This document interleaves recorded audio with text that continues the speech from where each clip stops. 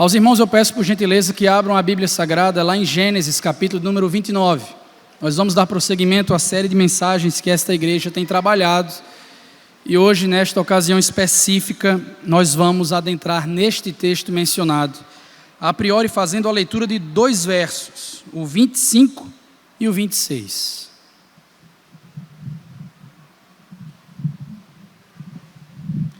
Gênesis capítulo de número 29, versos 25 e 26, assim diz a palavra do nosso Deus. Quando chegou a manhã, lá estava Lia. Então Jacó disse a Labão: que foi que você me fez? Eu não trabalhei por Raquel? Por que você me enganou? Labão respondeu: aqui não é costume entregar em casamento a filha mais nova antes da mais velha. Oremos ao Senhor. Deus, nós louvamos o Teu nome, Pai. Te agradecemos pelo privilégio que temos em ouvir a Tua voz. Te pedimos, ó Deus, neste instante que o Senhor continue a derramar da Sua graça, a fim de que possamos ser instruídos de acordo com as Escrituras. Ensina-nos a Tua vontade. Aponta-nos para a única esperança que há neste mundo. Nos dá espelhos, ó Deus, para que nos enxerguemos adequadamente e que ao fim de tudo isso nós possamos Te glorificar, edificados ou alcançados pela primeira vez pelo Evangelho da Graça. Faz isso para que o Teu nome seja glorificado, Senhor. Te oramos em nome do Senhor Jesus Cristo. Amém. Meus amados irmãos, Gênesis capítulo de número 29. Estamos permeando aqui a história do patriarca Jacó. E se você está atento às últimas mensagens, certamente percebeu que os dias dele nunca foram mais conturbados do que nesse instante. Tudo começou, meus irmãos, até mesmo dentro do ventre da sua mãe, Rebeca, quando ele começou a se desentender com o seu irmão gêmeo, Esaú. E crescendo, eles continuaram a ter severos conflitos. Talvez o mais agudo entre eles se deu quando Jacó enganou ao seu pai, Isaque, em relação ao desejo deste em abençoar o seu filho primogênito. Ao que Esaú ficou inconformado com aquilo, passando a odiar o seu irmão, inclusive tramando assassiná-lo tão logo fosse possível, apenas esperando que o seu pai viesse a óbito. Graças a Deus, nós fomos informados que Rebeca, a mãe dos dois, teve acesso a essa informação. Rapidamente, então, organizou uma fuga, despachou o seu filho e o deu uma missão, que é uma missão divina, característica aqui do nosso texto. Ele deveria ir em direção a Harã, ou Pada-Harã, no lugar onde ele devia se casar com uma das filhas do seu irmão Labão. Embora fosse Rebeca que tivesse esse desejo, confirmado pelo seu marido Isaque, nós podemos asseverar com segurança, Deus também estava envolvido nisso, irmãos. Capítulo 28, verso 15, nos demonstra a presença do Senhor, a providência dele no direcionamento dessa missão do seu servo. Jacó teria a missão de achar uma esposa, e Deus estava com ele.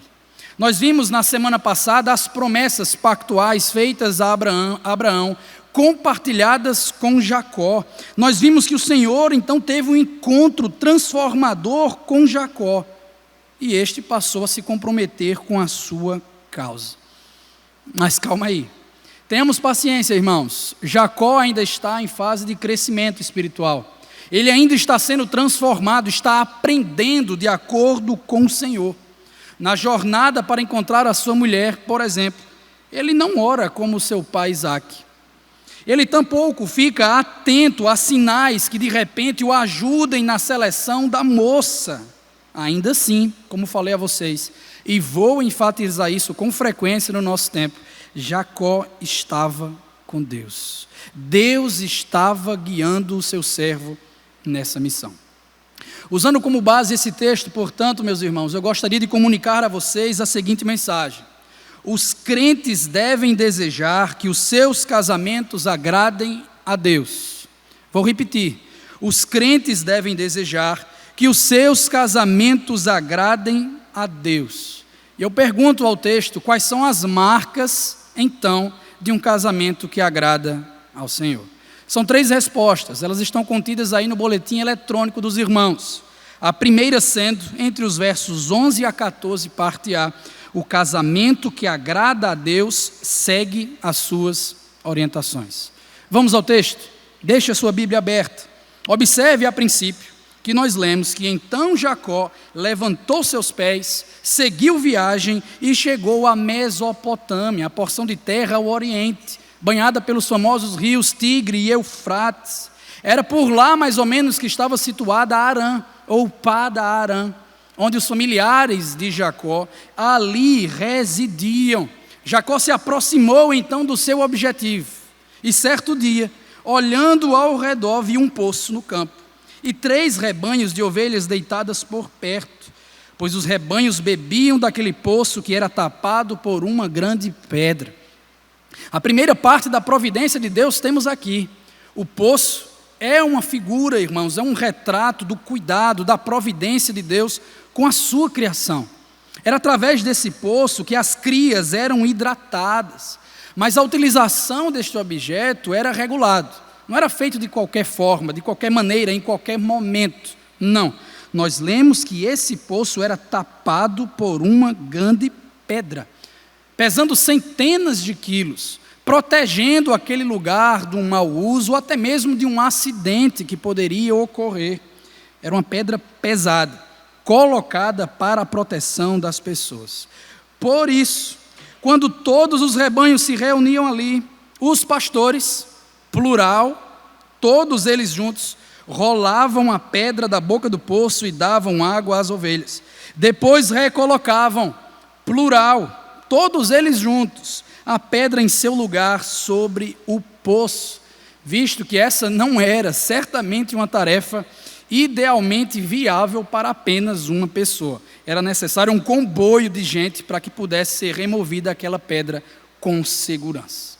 Bem, ali estava Jacó, viu toda essa situação e de repente se aproximou daqueles pastores, dos 3 rebanhos, perguntando de maneira imediata a cada um deles: meus amigos, saudações, de onde vocês são? Somos de Harã, responderam. Vocês conhecem Labão, neto de Naor? Perguntou-lhes Jacó. E eles responderam: sim, nós conhecemos. Ele vai bem? Perguntou Jacó. Sim, vai bem, disseram eles. E ali vem a sua filha Raquel com as ovelhas.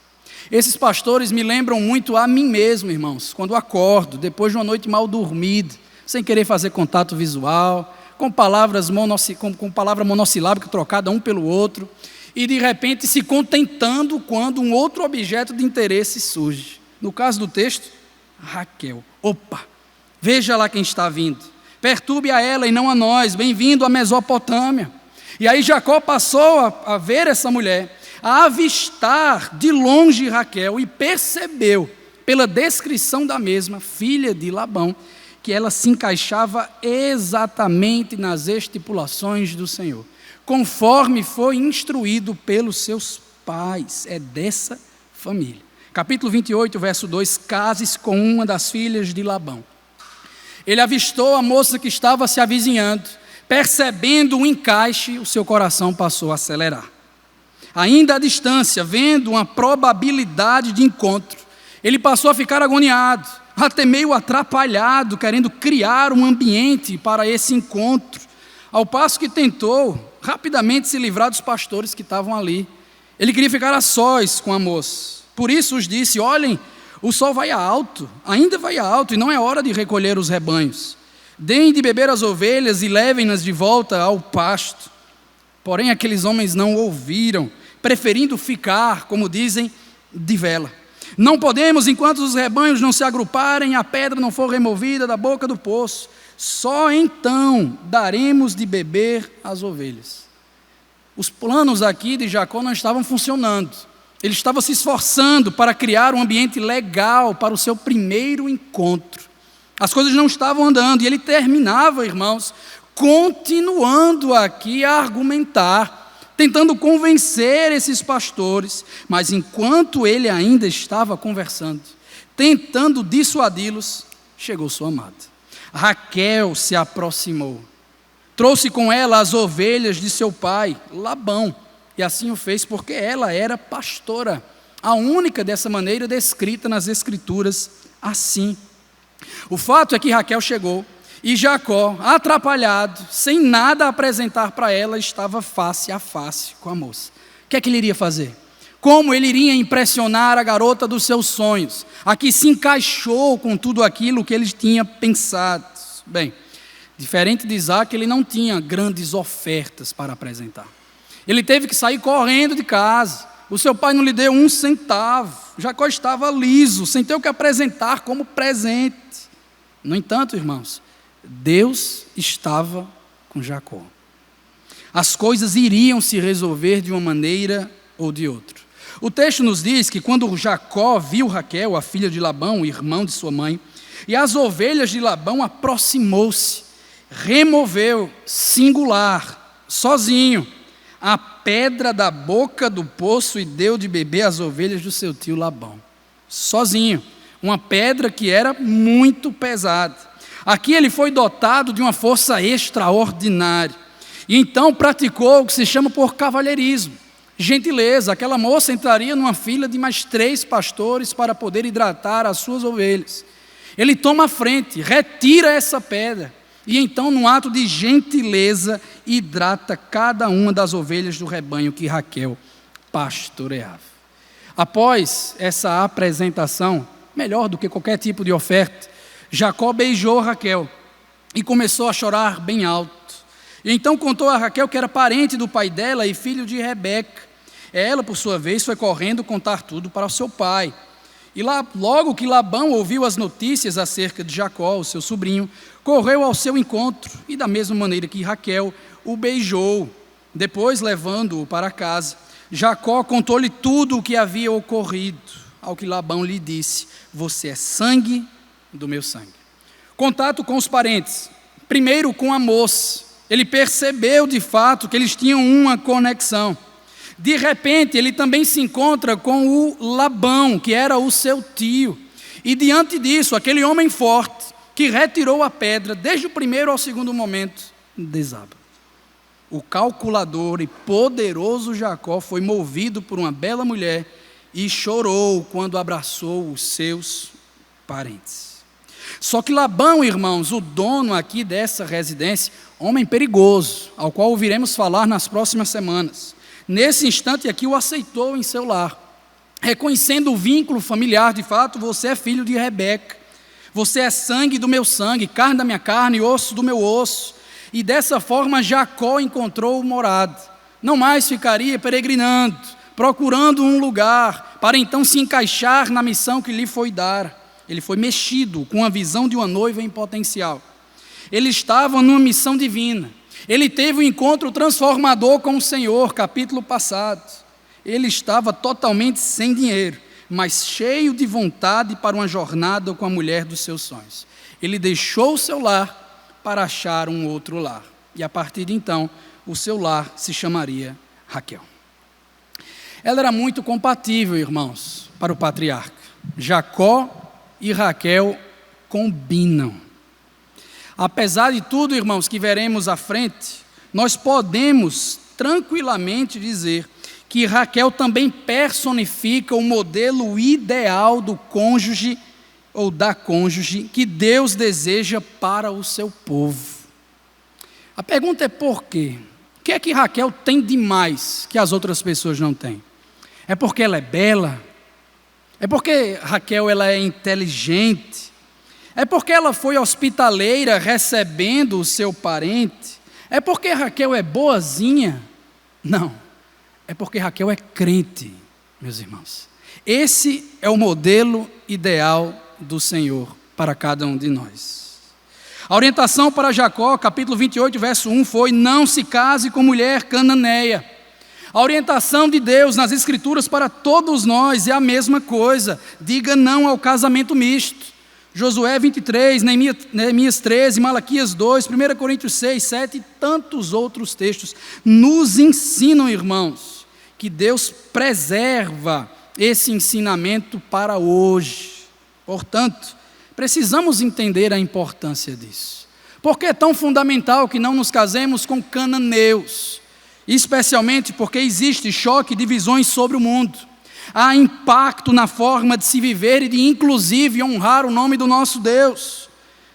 Se você lê a sua Bíblia, sabe como pecadores não salvos são descritos. Escravos do pecado, estranhos à aliança, sem Cristo, sem esperança, sem Deus no mundo, mortos em delitos e pecados, seguindo a cultura deste mundo, vivendo de acordo com o príncipe da potestade do ar. Além disso, são chamados também de filhos da ira, e o pior de todos, filhos do diabo. Veja bem o que é então ensinado na palavra, irmãos. O problema não é somente a pessoa. O problema não é apenas o pecador, que não é compatível de acordo com as Sagradas Escrituras, mas o sogro dessa pessoa, o próprio diabo. O grande rei Salomão que o diga, o homem mais sábio que já pisou esta terra, diante de toda a sua glória, toda a sua inteligência e condições, derrapou nesse princípio. Se casou com mulheres estrangeiras, dobrou seus joelhos, e esse é o caminho natural, aos falsos deuses dessa forma também. E para nós resta a pergunta: jovem, é isso que você quer para a sua vida? Melhor, é isso que Deus deseja para você?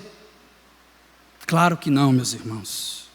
E aqui não sou insensível, eu entendo perfeitamente que todos nós somos suscetíveis a cair nesse pecado, que o diga Salomão.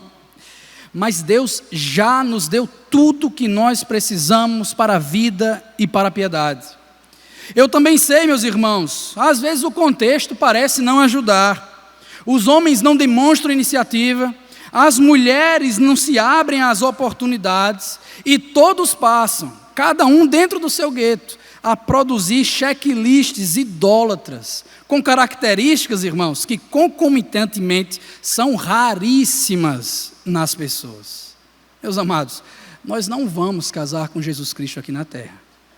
O casamento com Jesus é para a eternidade. Por enquanto, nós nos casamos com pecadores. Por isso, baixemos a bola, baixemos as expectativas. Sabe por quê? Porque você também não é o candidato perfeito. Você também tem sérios problemas, você também não se adequa ao checklist de outra pessoa, e inclusive do próprio Deus. Nós todos nos encaixamos como pecadores. E é por isso, quando consideramos a jornada para encontrar a mulher dos sonhos, ou o homem dos sonhos, nós temos que seguir as instruções do Senhor. A boa, perfeita e agradável vontade de Deus.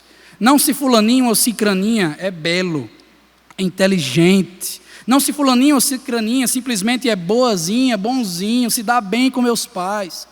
Se ele é crente, se ama o Senhor verdadeiramente. E entendendo isso, irmãos, nós precisamos agir. É fato que a jornada não vai ser encerrada se todo mundo ficar no seu quadrado. O propósito, irmãos, da paquera, do conhecimento, da intencionalidade também é importante, tanto para o homem quanto para a mulher. E se o contexto ainda assim não favorece, podemos passar a frequentar o poço que Jacó também foi frequentar. Eu digo isso a respeito de ambientes ou em situações específicas onde o esperado pode ocorrer, onde crente está reunido, onde pessoas bem intencionadas estarão presentes. Reuniões de pequeno grupo, reuniões de jovens, intercâmbio com outras igrejas, acampamentos, saídas específicas com pessoas mais experientes. Tudo isso nos serve de aprendizado para que nós, então, cumpramos a missão do matrimônio segundo a orientação do nosso Deus. Agora, se você, homem, tem encontrado dificuldade ao se aproximar de uma moça, talvez sem ter ideia como impressioná-la para ganhar a sua atenção, vai uma dica do texto. não é dinheiro em primeiro lugar não, irmão. Cavalheirismo, gentileza. Isso aqui está em xeque hoje, com o advento do feminismo, com o crescimento desse princípio nos nossos círculos. As mulheres não querem mais que um homem abra a porta do carro, que lhe paguem uma conta de restaurante. Os homens, do mesmo modo, entram dentro desse jogo, ficam como se fossem homens bananas, não se misturam, não se mexem e perdem o poder de galantear. Isso não é bom, meus irmãos. Trocar pneu para a glória de Deus também é paquera. Ser gentil com as mulheres, irmãos, com intencionalidade, também é paquera. E é um modo correto de se aproximar de uma pessoa correta. Então, irmãos, vejam a importância disso. Do mesmo modo, as mulheres aprendam aqui com Raquel. Vejam a importância da hospitalidade daquela moça, acolhendo o pretendente, namorada do seu coração. Estejam abertas a possibilidades. Não joguem fora qualquer candidato, mas estudem, vejam de acordo com as Sagradas Escrituras aquilo que o Senhor nos ensina. E é óbvio, irmãos, com tudo isso que eu digo, o meu intuito não é promover aos homens e às mulheres que sejam apressados, que pulem etapas ou que aceitem qualquer pessoa, tá? Mas é ensinar o valor da consideração, da abertura, da intencionalidade, porque isso talvez seja necessário e seja exatamente o que nós precisamos ouvir. Segundo lugar, o casamento que agrada a Deus, acompanhe versos 14, parte B, até o 30. O casamento que agrada a Deus é aquele que é um instrumento de santificação.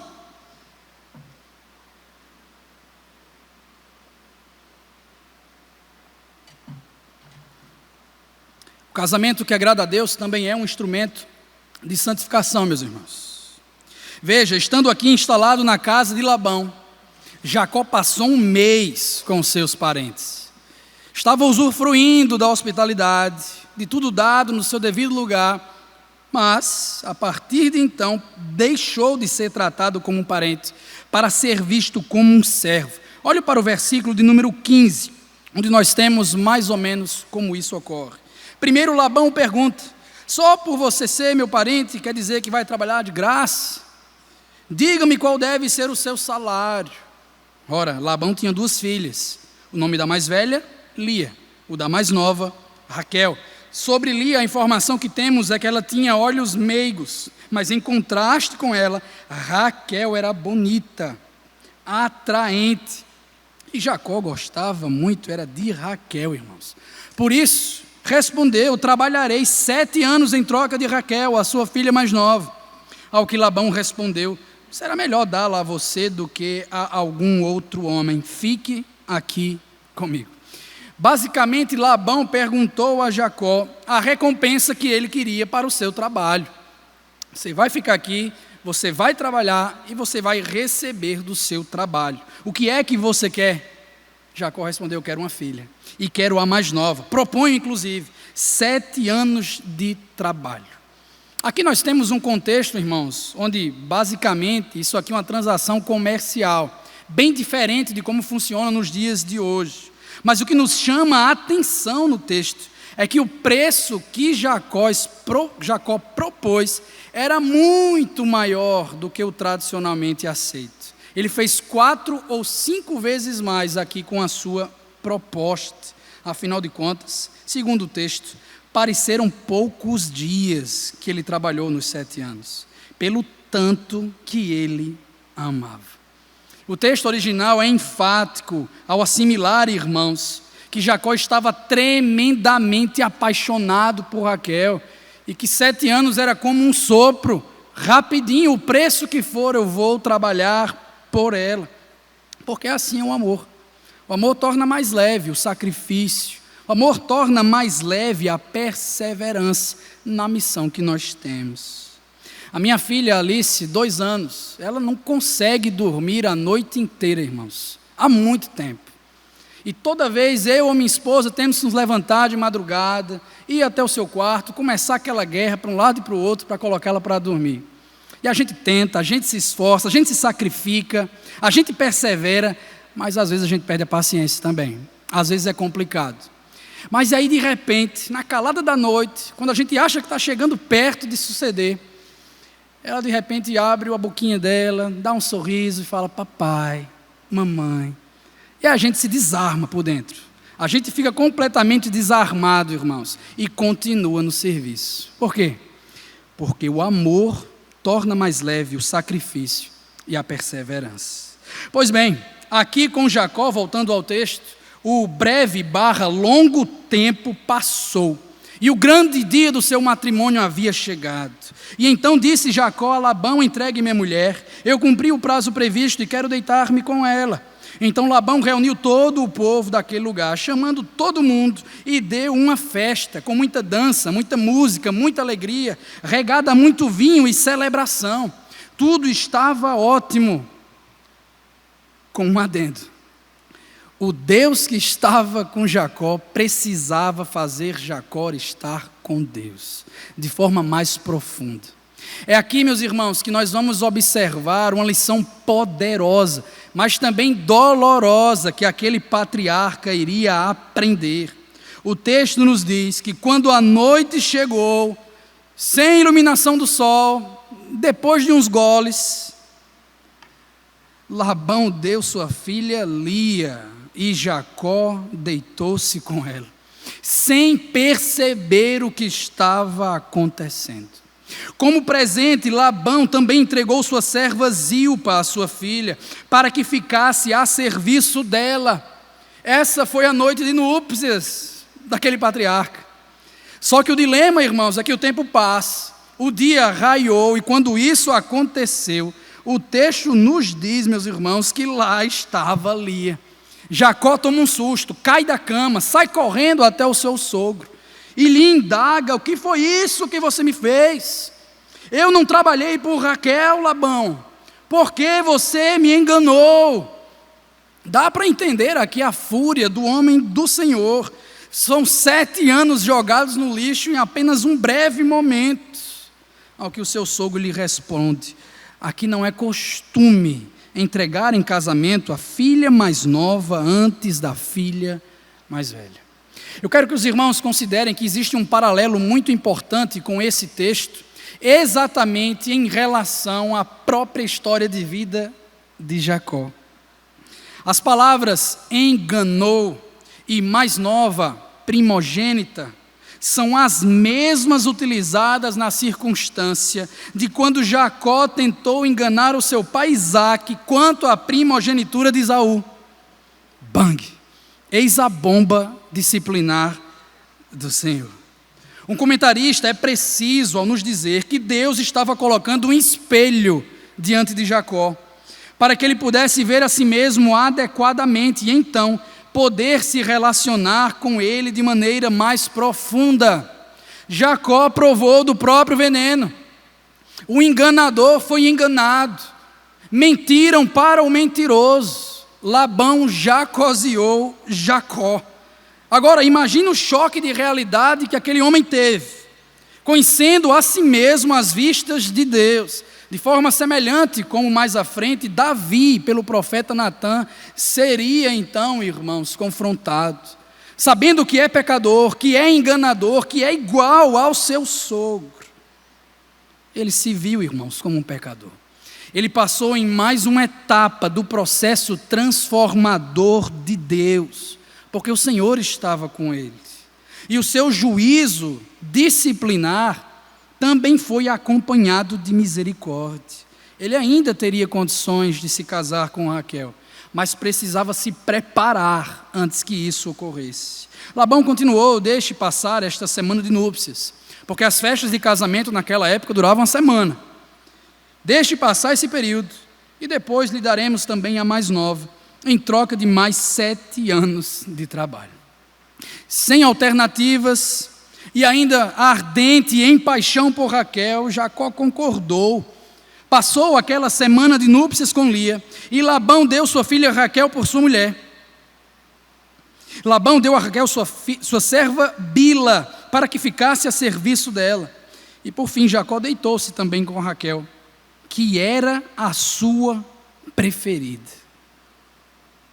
A missão foi completa. Não do jeito que ele imaginava, com muitos obstáculos no caminho, mas ele conseguiu se casar com Raquel, que era a sua preferida, bonita, inteligente, hospitaleira, boazinha.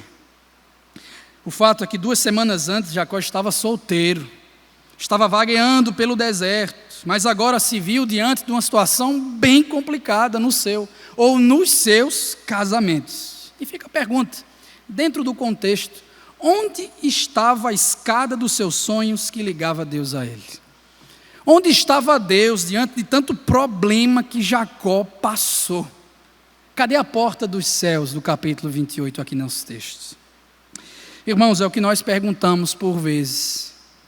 É a mesma indagação que nós fazemos. Onde está Deus diante do meu casamento fracassado? Será que o Senhor não viu os tropeços do meu marido? Será que o Senhor não se importa com os deslizes e as indiferenças da minha esposa? Conflitos, situações embaraçosas, pecados domésticos, preferências distintas, prioridades diferentes. Às vezes parece que o casamento não faz jus à reputação que tem de romance, não é mesmo, irmãos? Só que o que nós precisamos fazer nesse instante é não enxergar o casamento como um fim. O casamento é um meio para um fim, meus irmãos. A dificuldade ou as dificuldades dentro do matrimônio são instrumento de Deus para melhor nos relacionar com Ele.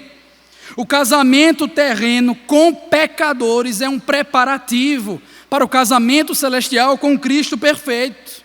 E é por isso que eu concordo com Ian Duguid, um comentarista, que pontua o seguinte: o propósito de Deus nos santificar por meio do juízo e do sofrimento pode ser algo incômodo, mas a santificação é coisa certa. Mesmo os diamantes mais duros, como Jacó, como você, como eu, precisam ser polidos, até que passem a brilhar como as estrelas.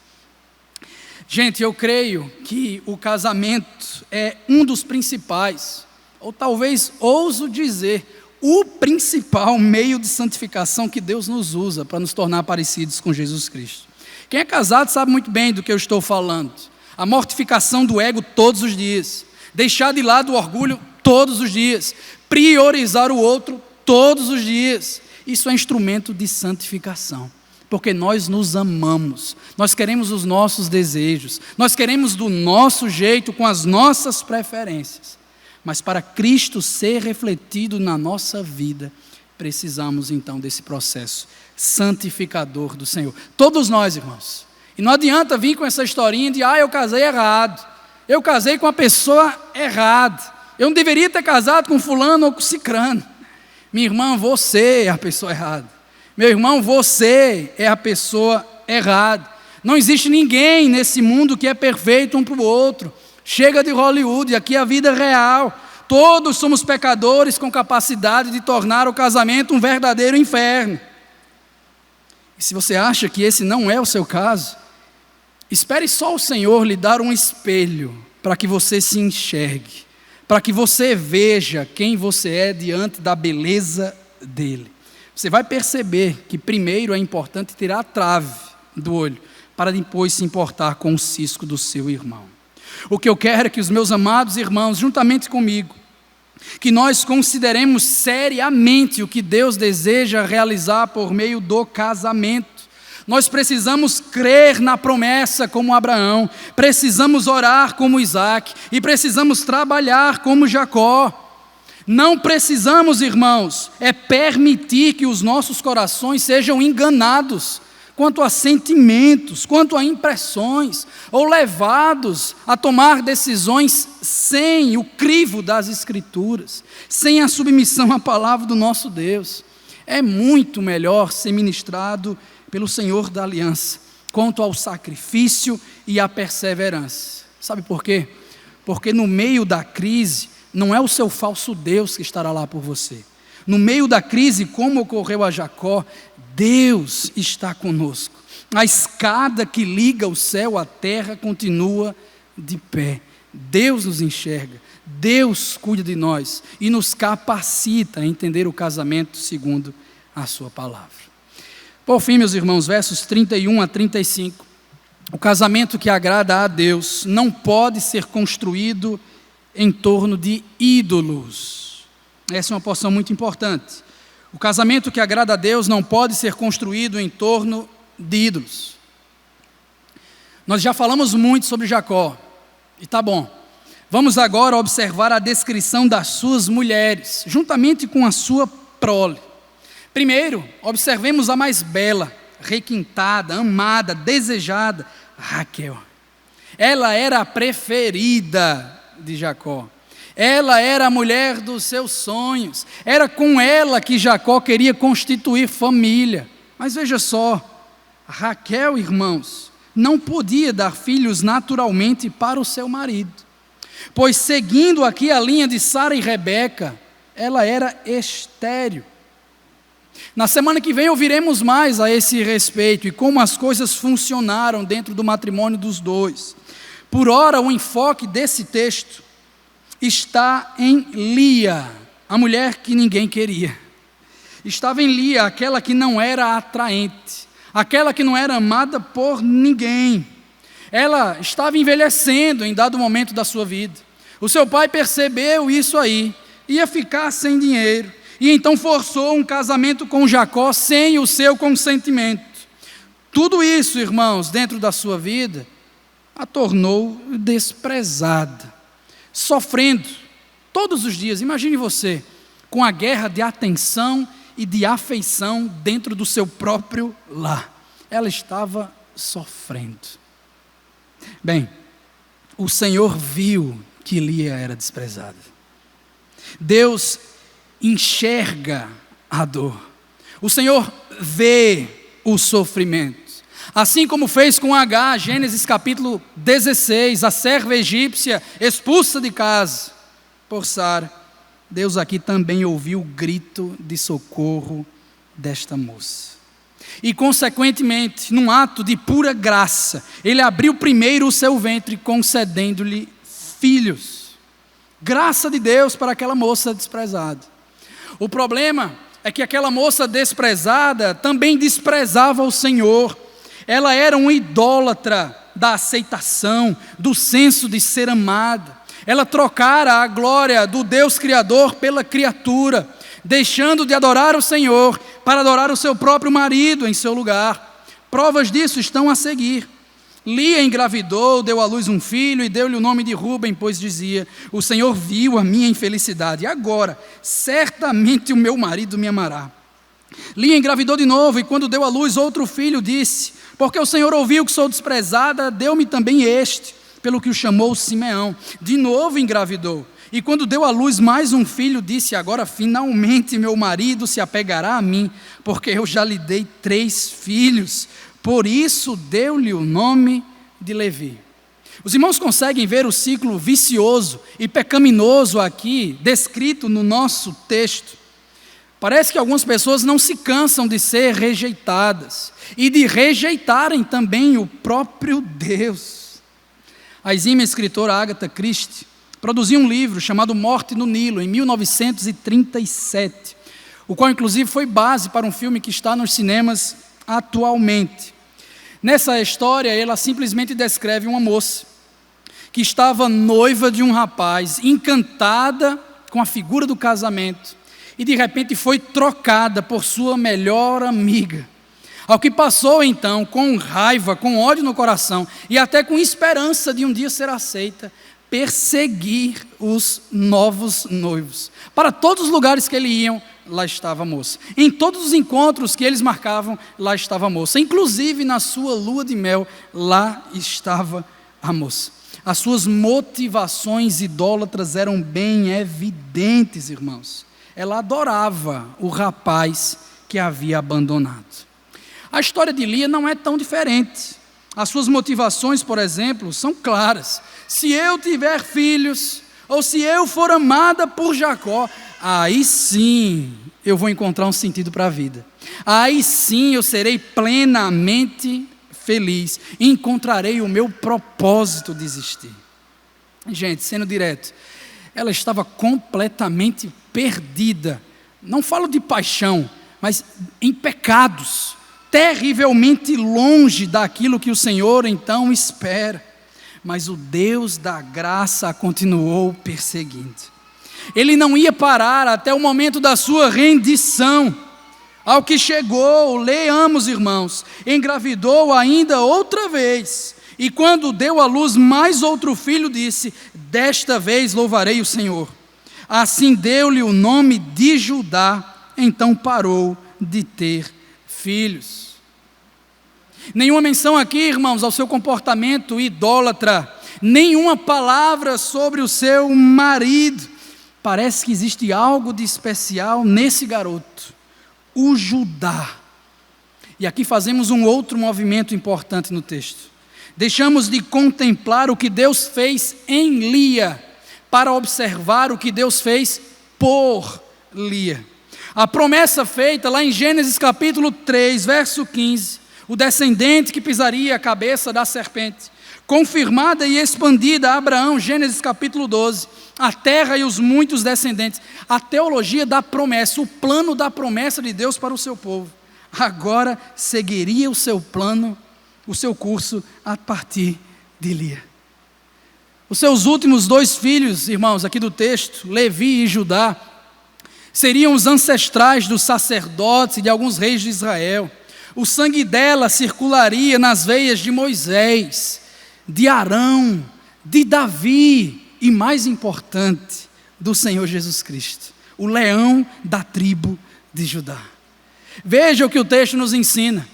A salvação veio ao mundo não através da bela Raquel, mas por meio da indesejada, da não amada Lia. Timothy Keller é preciso aqui quando assevera que o texto diz que quando o Senhor viu que Lia não era amada, Ele a amou. Deus estava dizendo: eu sou o verdadeiro noivo, eu sou o marido das que não têm marido, eu sou o pai dos órfãos. Esse é o Deus que salva pela graça.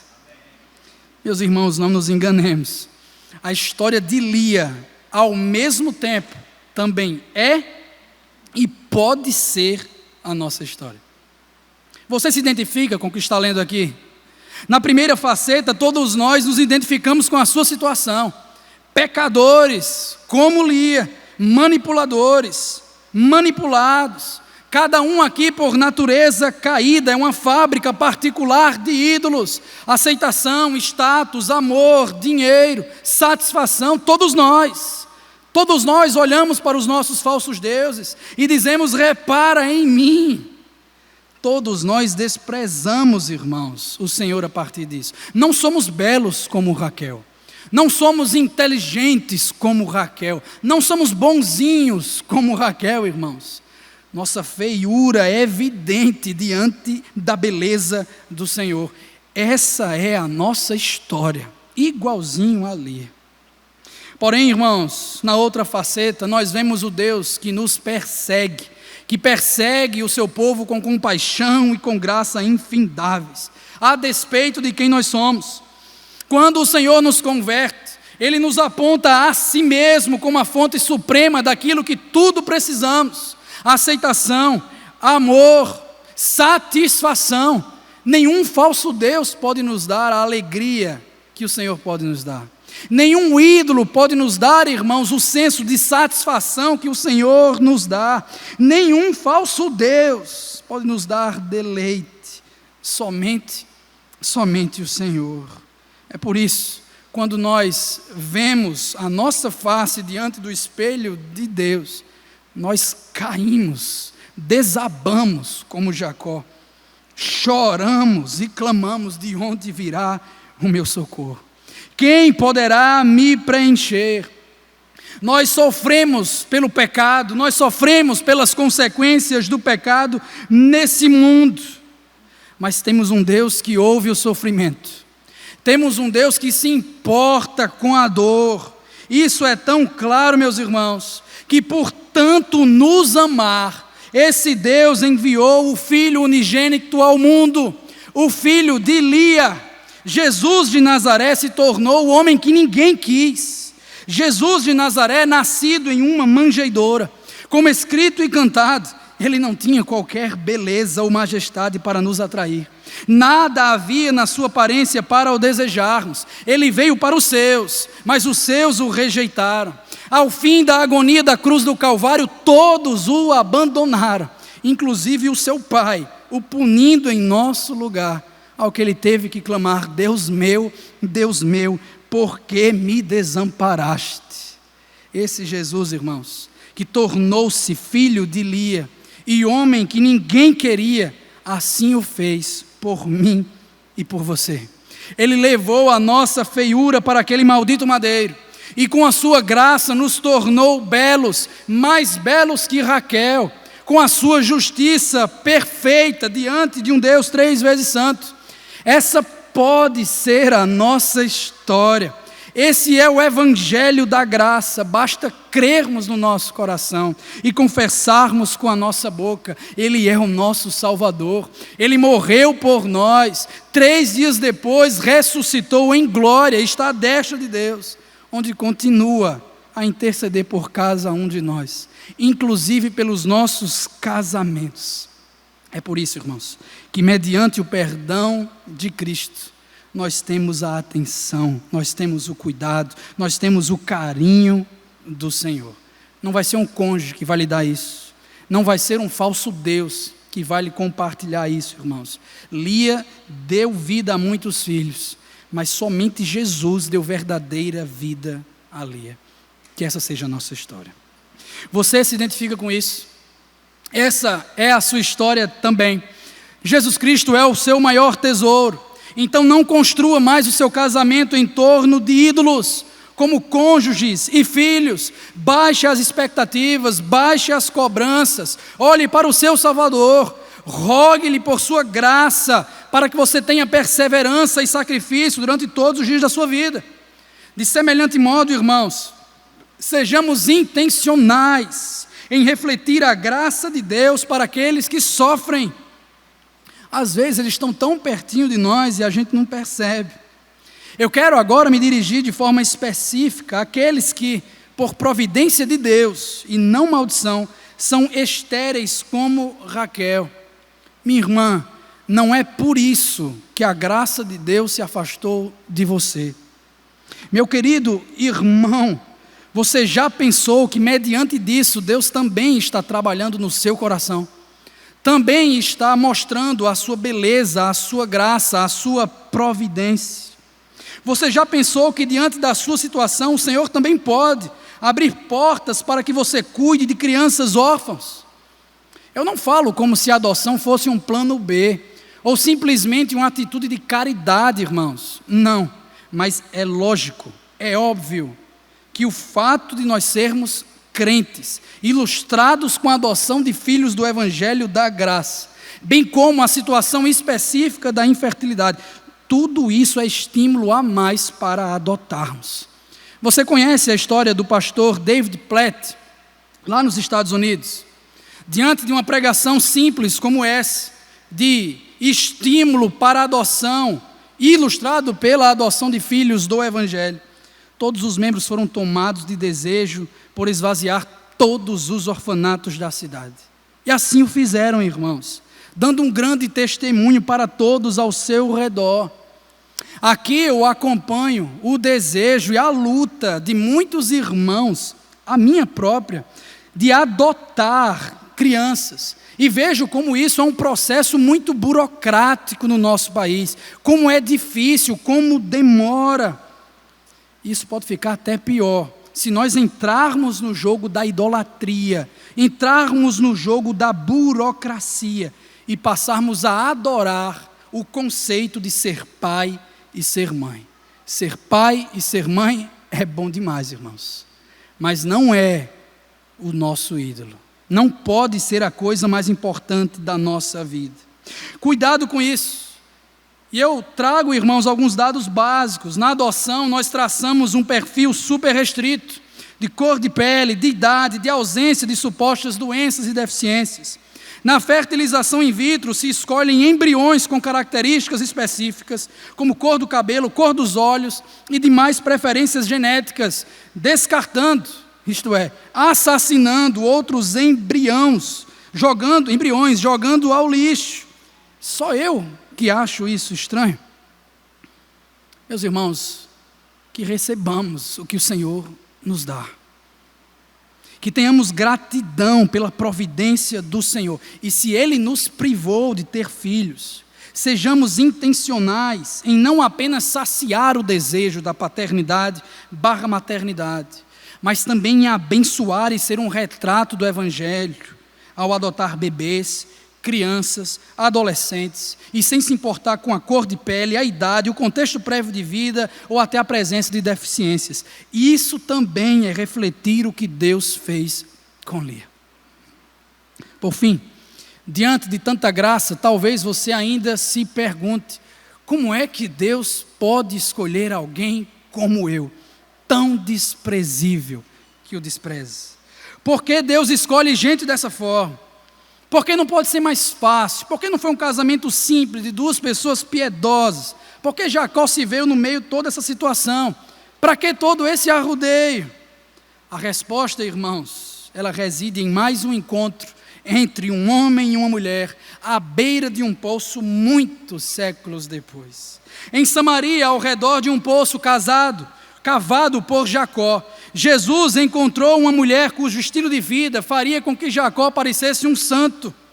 Mais uma vez, não foi ao virtuoso que Deus se revelou, mas uma pecadora que tinha casado sucessivas vezes. Foi nessa conversa que Jesus revelou a sua identidade para aquela moça, mudando radicalmente o seu viver e fazendo ela entender que a esperança do mundo não é o cônjuge, não é Jacó, mas ele mesmo. Jacó, os pastores, os cônjuges, eles podem saciar a sede do nosso rebanho, mas jamais a alma sedente de cada um de nós. Somente Cristo é a água da vida. E o casamento que agrada a Deus é o casamento centrado nessa verdade. Cristo Jesus para pecadores como nós. Oremos agora, irmãos, diante do nosso Deus. Vamos respondê-lo a partir desta oração.